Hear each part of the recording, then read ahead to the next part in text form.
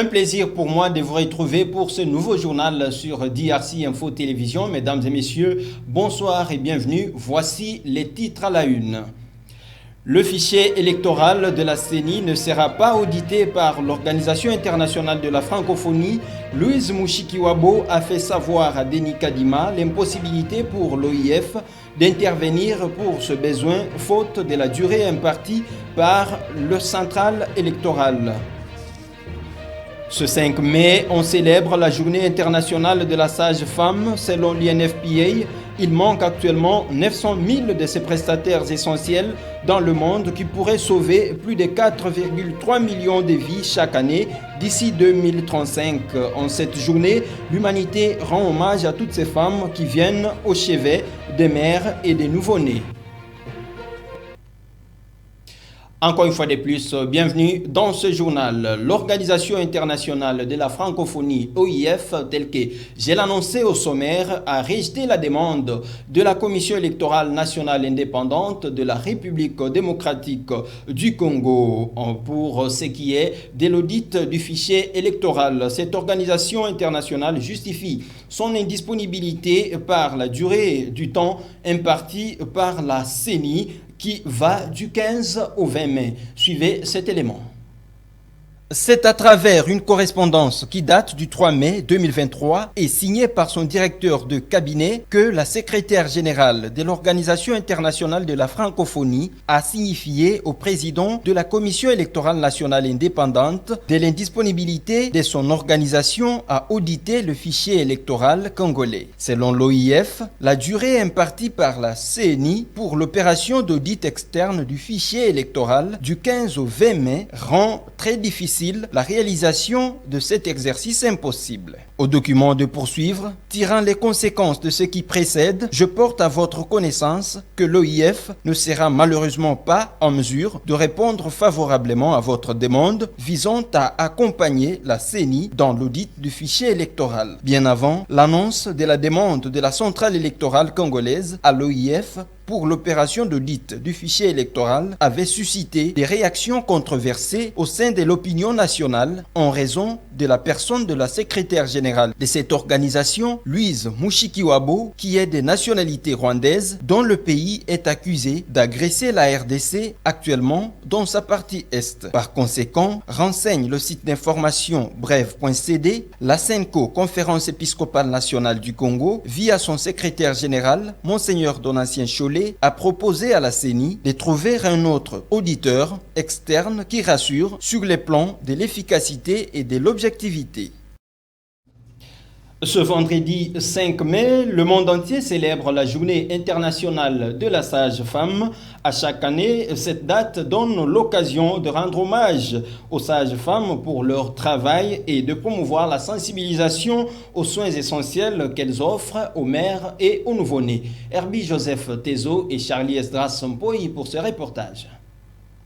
Depuis plus de 15 ans, le 5 mai est dédié à l'un des plus beaux métiers du monde. Il s'agit de la Journée mondiale de la sage-femme. Cette profession comporte de multiples facettes et est encore trop méconnue du grand public. Cette journée est l'occasion de découvrir ce métier de donneuse de vie, rendre hommage aux femmes et aux hommes qui le pratiquent et montrer leur importance au sein de la société. Instaurée depuis 1922 par l'Organisation mondiale de la santé, cette journée donne l'accès au monde de savoir que si les professionnels médicaux, dits sages-femmes, sont reconnues pour le suivi des grossesses et la réalisation des accouchements, elles sont également les interlocutrices des femmes pour leur suivi gynécologique et leur contraception. On dit souvent qu'il s'agit du plus beau métier du monde parce que la vie passe par elles, mais comment sont-elles prises en charge?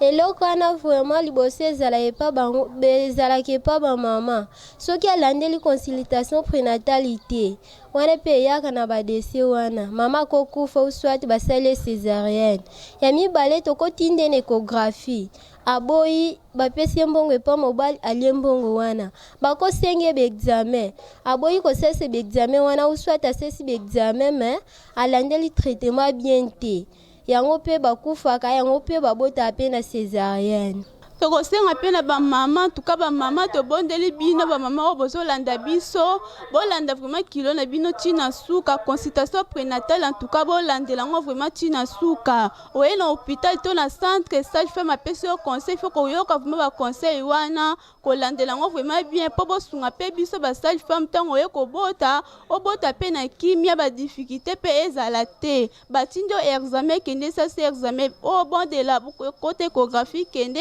côté échographie donc il faut kolanda vraiment ba principe médical nyonso po esunga yo na zemi na yo okoka kokita na kimia.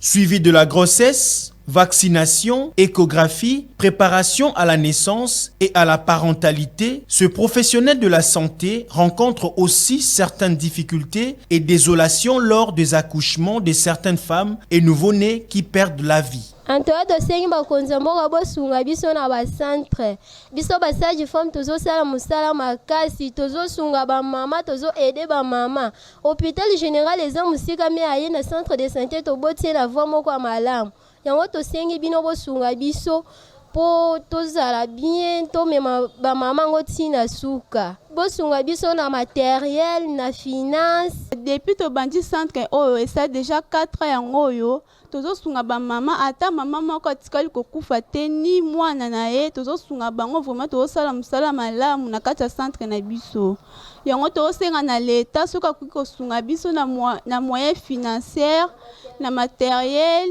na nyonso wana vraiment tozosenga na leta asunga biso basage femme. Malgré cela, ces donneuses de vie méritent d'être consultées avant, pendant et même après grossesse et accouchement. L'occasion fait les larrons, dit-on. En cette journée du 5 mai, nous encourageons et remercions tous les sages-femmes de la République démocratique du Congo et du monde entier en général pour leur travail et soutien qu'elles apportent aux femmes, aux parents et aux bébés. En somme, bonne fête à toutes les sages-femmes du monde entier.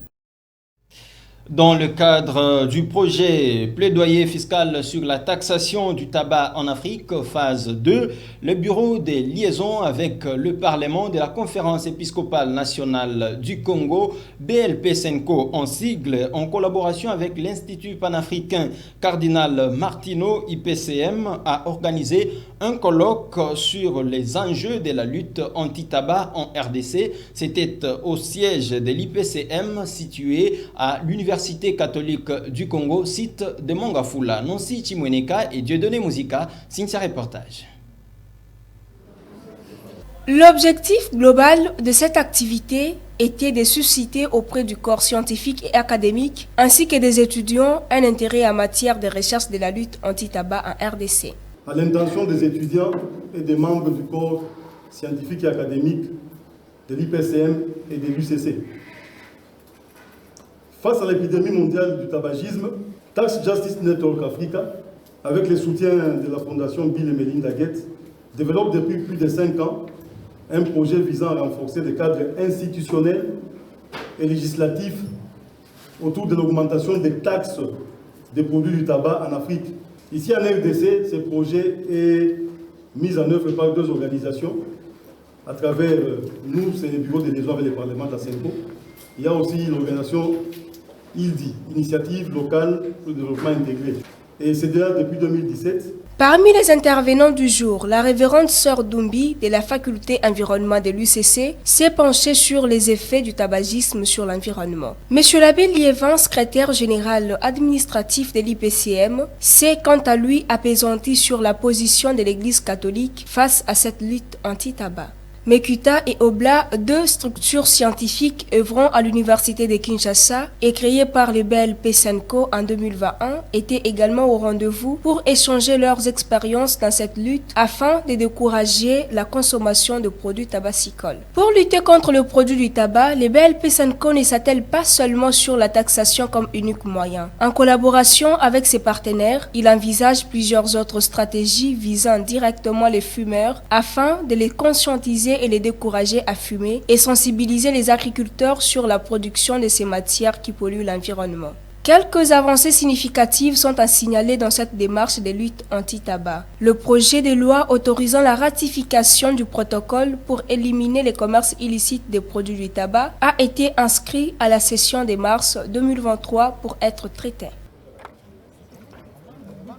Kinshasa, pour la province de l'Ituri, le climat de paix et à la restauration de l'autorité de l'État en Ituri en cette période de l'état de siège attire de plus en plus des investisseurs locaux et étrangers qui créent ainsi l'espoir dans le chef de la population. Le dernier homme en date est l'homme d'affaires américain John Anthony Hopkins qui s'engage d'investir dans le secteur de l'éducation. Junior Selemani pour cette correspondance. Après la stabilisation et la sécurisation de certains territoires de la province de l'Ituri par l'administration militaire, place à présent au développement. Convaincu de conditions sécuritaires favorables instaurées par les autorités provinciales, un homme d'affaires américain, John Anthony de Hopkins, décide d'investir en Ituri dans le secteur de l'éducation afin d'accompagner la vision du chef de l'État, Félix Antoine Tshisekedi Tshilombo, dans la gratuité de l'enseignement primaire. Cette bonne nouvelle a été portée ce mercredi au gouverneur militaire, le lieutenant-général Luboyanka Shomajuni. We will begin to build educational facilities. Par rapport au projet d'éducation, nous allons construire des écoles modernes ici en Ituri. Donc ces écoles-là seront très modernes et aussi nous allons accompagner la vision de chef de l'État, celui de la gratuité.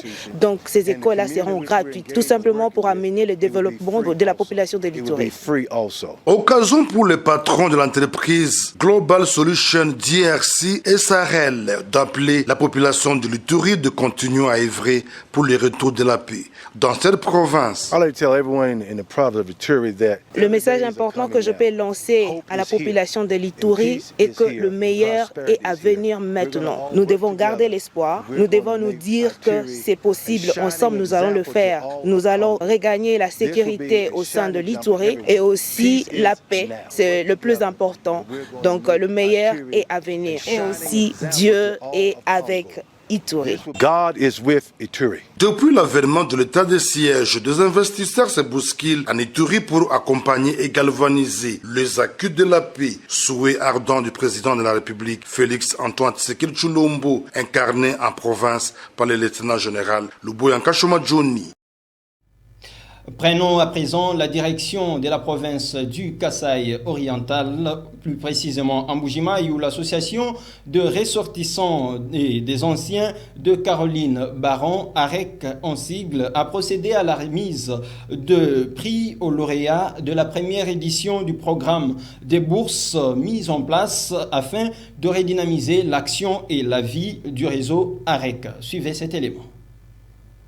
L'association des ressortissants et anciens de Caroline Baron, AREC, a procédé le jeudi 27 avril 2023 à la remise des prix aux lauréats de la première édition du programme Bourse dans la cour de l'Institut Caroline Baron. Il est mis en œuvre en faveur des élèves et enseignants de cette école ayant brillé par leur excellence dans les prestations. Ces programmes s'inscrivent dans le cadre de la pérennisation des actions visant à assurer l'existence continuelle et la qualité de l'enseignement dans cette école catholique, la fidélisation des relations et contacts entre les anciens de Caroline Baron, la formation d'un cadre socio-culturel, des partages d'un savoir multisectoriel et l'organisation des actions visant le développement de cette association dans le but de promouvoir les valeurs morales, intellectuelles et sociales. La première bourse baptisée M. José Ngoui, en hommage à l'un des pionniers de cette école, a été instituée à l'intention du meilleur élève ayant réalisé le plus grand pourcentage à la fin de l'année scolaire 2020-2021. Il s'agit de Kabeyambala de la première année option littéraire, ayant obtenu 85% dans la catégorie des meilleurs élèves, tous sexes confondus. Le lauréat a exprimé sa joie de recevoir ces prix. Oui, je suis vraiment comblée de joie. J'ai une immense joie pour avoir réussi ça et ça m'encourage vraiment à le faire aussi un autre jour et remettre aussi comme vous l'avez fait.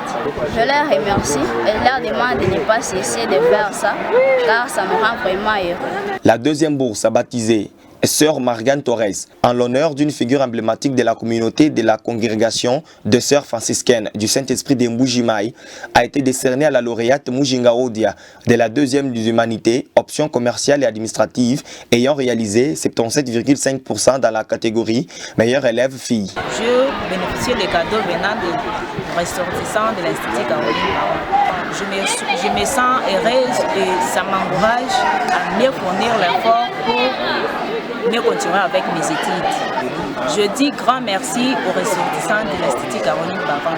La troisième bourse, Abbé Laurent Mukendi, a été décernée à M.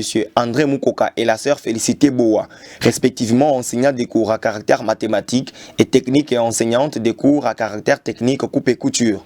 D'abord, je dis merci à Dieu, et auteur de toute vie, qui m'a donné la force. Et je dis aussi merci à la congrégation qui m'a formé et qui m'a placé dans cette école. Je dis merci à l'organisation pour les choix qu'ils ont portés sur moi. Je dis aussi merci à tous ceux qui, de près ou de loin, ont contribué à nous donner ce prix-là. Alors je leur demande que ces actions pareilles puissent continuer afin que les générations à venir puissent aussi travailler comme nous le faisons aujourd'hui. Pour sa part, le coordonnateur provincial de l'AREC, Dominique Chamala, a appelé les élèves à être assidus et sérieux dans leurs études. Nous avions été élèves ici à l'Institut Caroline Baron. Nous avons fini, nous sommes nombreux, nous nous sommes dit qu'est-ce que nous pouvons donner à nos frères qui viennent après nous. Nous sommes cotisés, ceux qui sont en régiment ainsi que dans d'autres provinces. Chacun a donné ce qu'il a pu avoir pour que nous puissions, dans un premier temps, payer les études pour les meilleurs élèves, donner aussi un certain prix, aux meilleurs enseignants. Le prix que vous voyez aujourd'hui, c'est un résultat d'efforts de beaucoup de gens. Tous les ressortissants, chacun a donné, à ceux qui ont donné 50 francs, 100, 200. Nous avons mis ensemble tous ces montants pour parvenir à réaliser le prix de ce jour.